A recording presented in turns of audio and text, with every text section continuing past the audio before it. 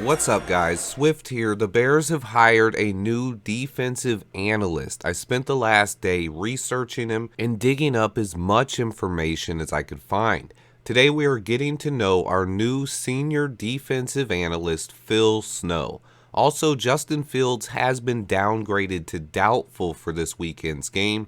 Eberflus said yesterday the plan is to not have surgery and wait for his grip strength to come back in his thumb. He has not been ruled out for this weekend's game, but it seems pretty likely that Tyson Bagent will start against the Raiders. Hoping that Fields is back soon, I'll be breaking down Fields and Bagent more in the All-22 coming later. But now to our new defensive analyst, Phil Snow.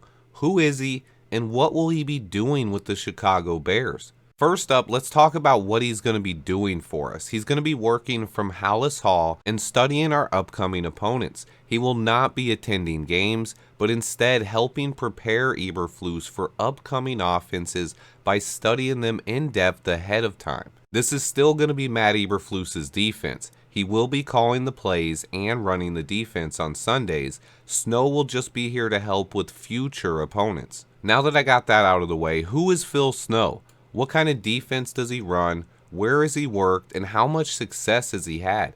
Phil Snow's been coaching since the 1970s. He spent his entire career working on the defensive side of the ball and usually operates with a four-man front. Early on in his career, he coached for Boise State and California before he ran the Arizona State defense for 9 straight years in the 1990s. He helped them go 11-1 in '96 and make an appearance in the Rose Bowl.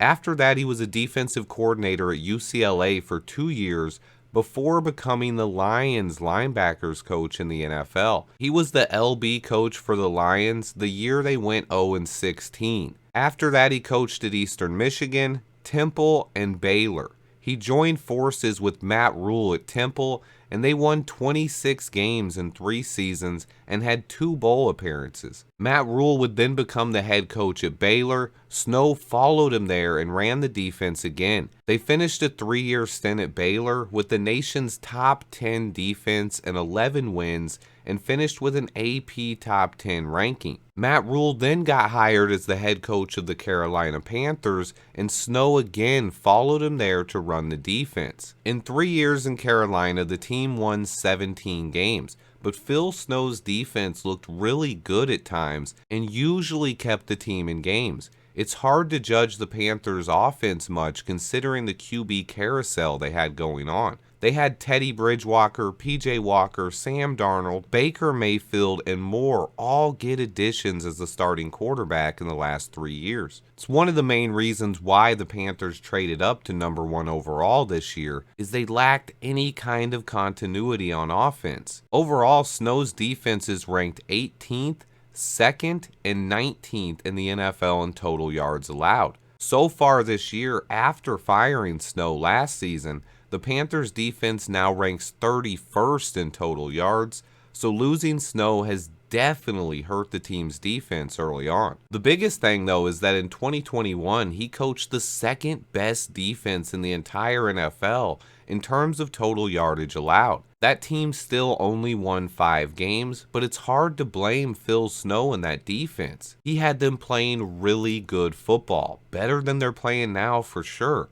I feel like he was a part of unfortunate circumstances and an offense that never got going while he was in Carolina. Snow met Matt Eberflus through a shared relationship with Rod Marinelli. No word on if Marinelli had any part recommending him for this job or not, but they both have worked under Rod Marinelli in the past. Aldo Garcia from Bears Barroom Network shared an interesting clip of Snow talking about the pressure from the front four.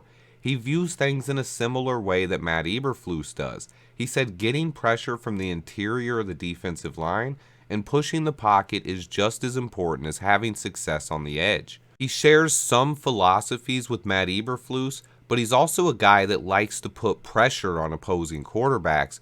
Overall, I don't know how huge of a move this is. I think Eberflus needed some help on defense, but I don't know how much this move will pay off. I like Phil Snow's coaching resume and history, and he's ran similar schemes as Eberflus, and he should help us prepare for upcoming opponents. We will definitely not see any of these results this week, as Snow will begin preparing for teams ahead of schedule, meaning the first team he could even begin working on would be for the Chargers game. I have some all-22 work coming, and we should get injury updates tomorrow. Please stay tuned, guys, and remember to hit that like button for me. Until next time, bear down.